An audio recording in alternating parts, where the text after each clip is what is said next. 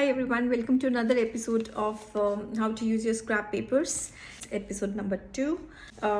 So आज हम paper bags use करेंगे for the base. Another exciting way to use your scrap papers because simple paper bags कभी-कभी boring हो जाते हैं when you're gifting. So if we use those scrap papers, make it more exciting. Gifting will be more exciting too. For this craft, I will be also using some punches which are from Dress My Craft. This one and this one. You can see this is scallop design and this is lace design. So these two are from Dress My Craft, which is an Indian brand.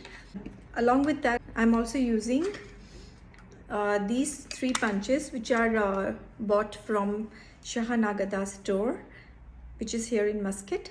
So I hope you like the tutorial and the process of making or giving a new look to these paper bags. So let's get started.